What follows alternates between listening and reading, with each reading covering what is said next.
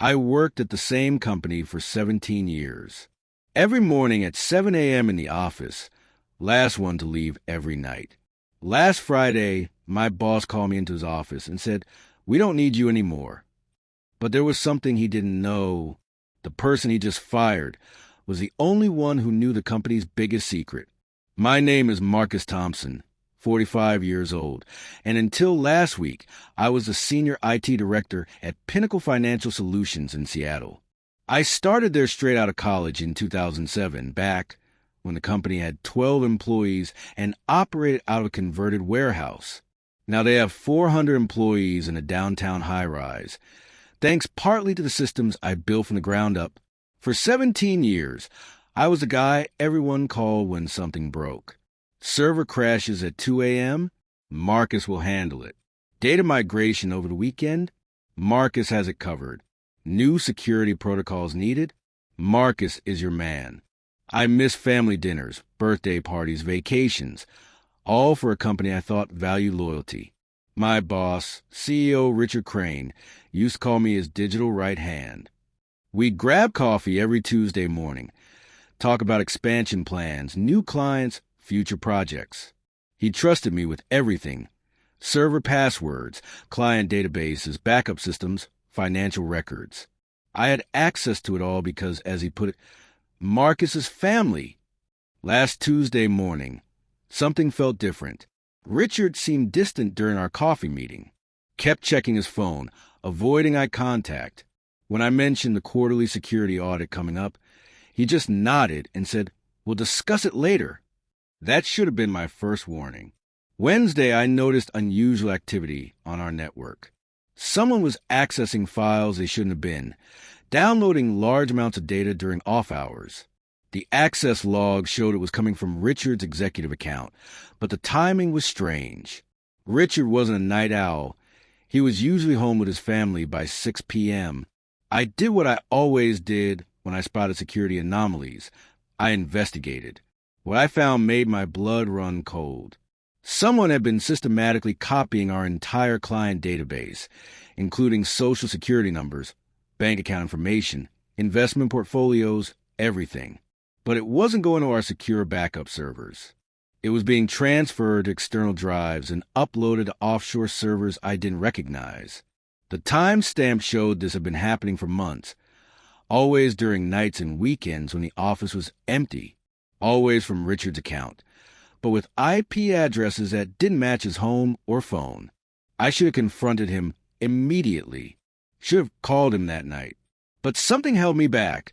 Maybe it was 17 years of trusting this man, or maybe it was the sick feeling in my stomach telling me this was bigger than I wanted to believe.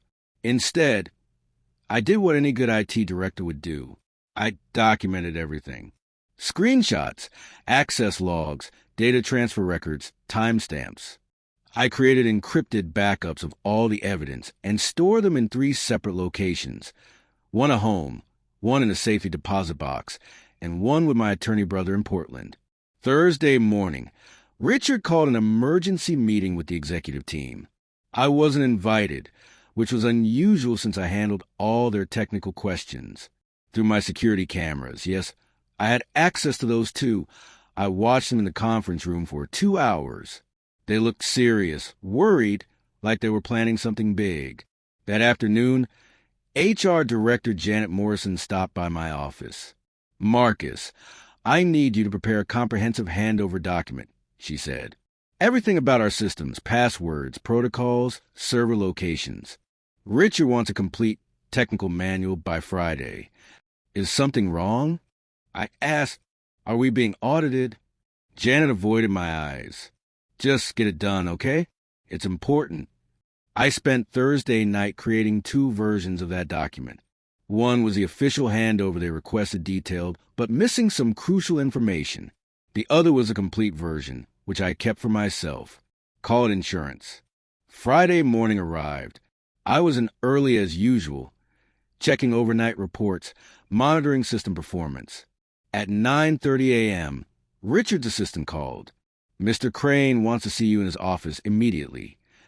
I walked down the hall, past the cubicles where I'd helped dozens of employees over the years, past the conference room where I presented countless IT proposals, past the kitchen where we'd celebrated company milestones. Something felt final about that walk. Richard was sitting behind his mahogany desk, hands folded, expression unreadable. Janet Morrison was there too, along with two men in suits I didn't recognize. "Marcus, sit down," Richard said. His voice was different, cold, businesslike. Gone was the warmth of our Tuesday morning coffee chats. "We're making some organizational changes," he continued. "Effective immediately. We no longer require your services.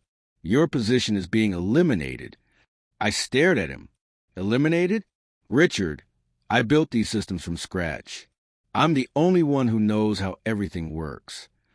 We decided to outsource our IT needs." Janet said, sliding a folder across the desk. "This is your severance package. 2 weeks' pay, continuation of health insurance for 30 days. 2 weeks' pay, after 17 years. "I don't understand," I said. "Is this about budget cuts? Performance issues? What did I do wrong?" Richard finally looked at me directly. "Marcus, you've been a valuable employee, but we're moving in a different direction. We need someone with more current expertise." Current expertise. I'd just completed 3 advanced security certifications last year. I'd modernized their entire infrastructure during the pandemic. I'd saved them from 2 major cyber attacks and countless system failures. "What about the transition period?" I asked.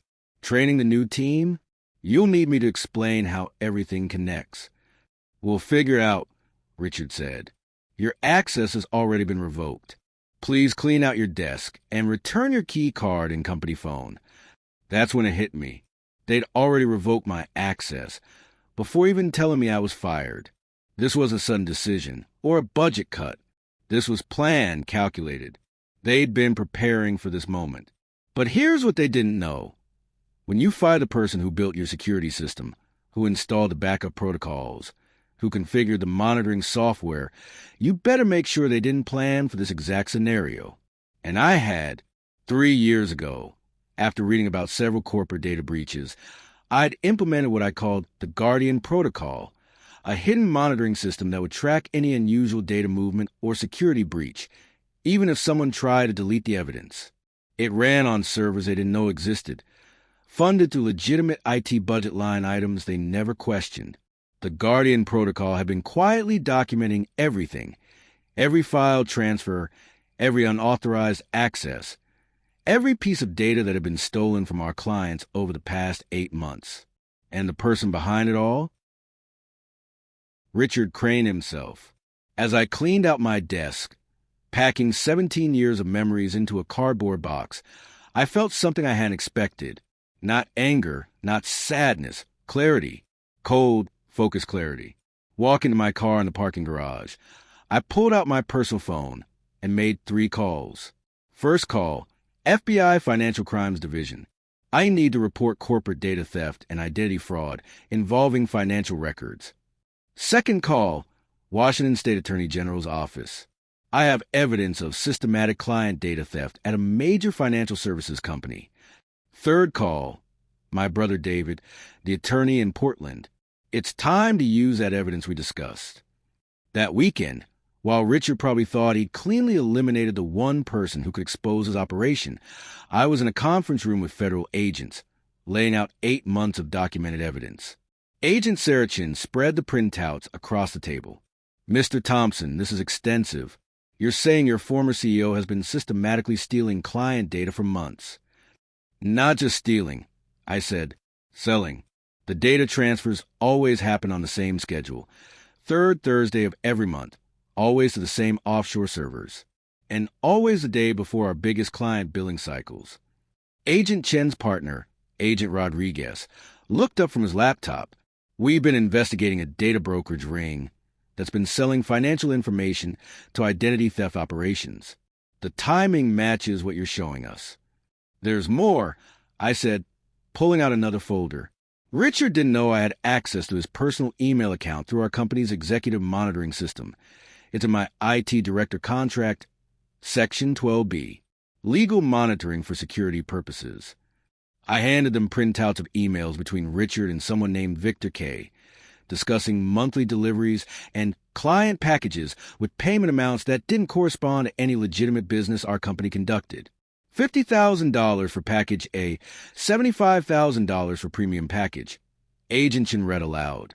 These dates align perfectly with your data transfer logs. Agent Rodriguez was already on his phone. We need a warrant for Pinnacle Financial Solutions. Full forensic audit of their servers and financial records. One more thing, I said. Richard asked me to prepare a complete technical manual of all our systems right before he fired me. He's planning to continue this operation, probably with whoever he's hired to replace me. The agents exchanged looks. Can you delay delivery of that manual? Agent Chin asked. I smiled. I already thought of that. The version I gave them is missing some crucial details. Without those, they can't access the secure servers where the real data is stored. How long before they figure that out? Depends on how good their new IT person is. Could be days, could be weeks. But they'll definitely know something's wrong when they try to run their next monthly delivery. Agent Rodriguez closed his laptop. Mr. Thompson, we're going to need you to stay available for the next few weeks. This investigation is about to get very active. Monday morning, I was sipping coffee at home when my phone started buzzing. First call was from Janet Morrison. Marcus, we need you to come in immediately. There are some issues with the systems. I'm sorry, I said calmly. I no longer work for Pinnacle Financial. You'll need to contact your new IT provider. Marcus, please. Nothing is working properly. We can't access client files. The servers keep crashing and he's very upset. That's unfortunate, I said. Have you tried turning it off and on again? I hung up and turned off my phone. That afternoon, David called from Portland. The FBI raided Pinnacle this morning. Seized all their servers, computers, phones. Your former boss was arrested at his home an hour ago. I felt a strange mix of satisfaction and sadness. Satisfaction because justice was being served. Sadness because a company I'd helped build for 17 years was probably finished. What charges? I asked. Identity theft, wire fraud, conspiracy, money laundering. It's a long list.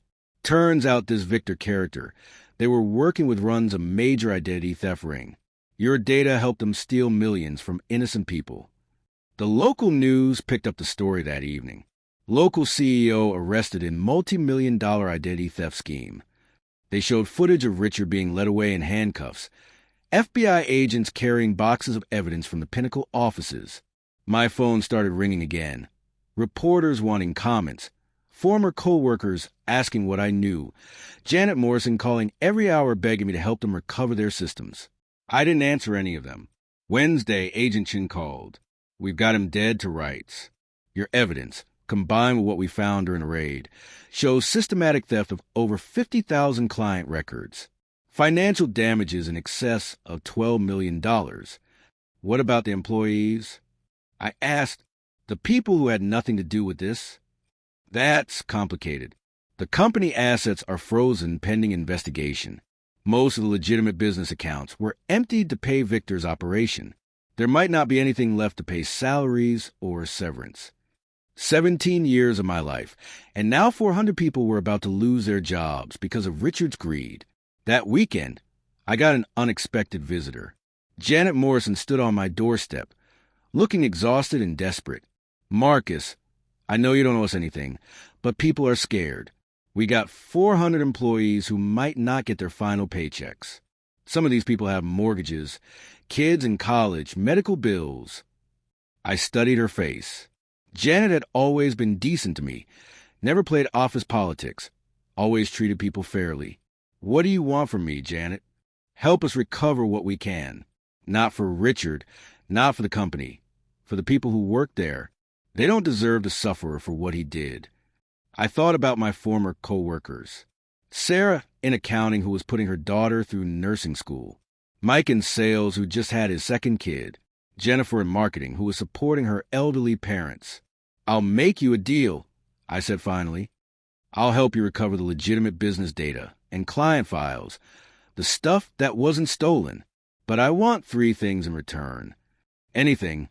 First, I want a public acknowledgement that I was wrongfully terminated and had no knowledge of Richard's criminal activities. Second, I want my full severance package. 17 years of service deserves more than 2 weeks' pay. Third, I want a written recommendation letter for my next job. Janet nodded eagerly. Done. All of it.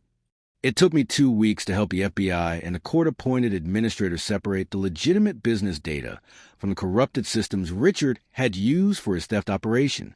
Most of the client relationships could be salvaged, which meant at least some of the employees might keep their jobs under new ownership. The federal prosecutor called me a month later. Richard had taken a plea deal. 15 years in federal prison, full restitution to the victims, forfeiture of all his assets, including his $2 million house and his collection of luxury cars.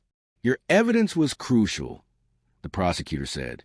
Without your documentation, we might not have been able to prove the scope of the operation or recover as much stolen money. Victor, the identity theft ring leader, got 25 years. Several other co-conspirators got various prison sentences. In total, they'd stolen information from over 100,000 people across multiple companies. 6 months after my firing, I got an interesting phone call. A cybersecurity firm in Denver had heard about my role in exposing the Pinnacle fraud. They were looking for a senior security director, someone with experience in both building systems and catching the people who try to break them. The salary was 40% higher than what I'd been making at Pinnacle. The benefits were better, and they were impressed by my proactive approach to threat detection. During my first week at the new job, I got a letter forwarded from my old address. It was from a woman in Ohio whose identity had been stolen through Richard's operation. I don't know if you'll ever see this, she wrote, but the FBI agent told me you were the one who exposed the criminals who stole my information. Because of you, I got my money back, and the people who destroyed my credit are in prison. Thank you for doing the right thing when it would have been easier to just walk away. I kept that letter on my desk as a reminder that sometimes losing everything is just the beginning of something better. The last I heard, Janet Morrison was running a small accounting firm with some of the former Pinnacle employees. The company building was sold to pay restitution to the fraud victims. Richard's wife divorced him and moved back to her hometown with their kids. As for me, I built a new life in Denver with a job that values integrity over loyalty to the wrong people. I installed security systems that protect rather than spy, and I never again made the mistake of trusting someone just because they called me family while planning to destroy everything I'd worked for. Sometimes the best revenge isn't getting even. It's building something better from the ashes of what was destroyed.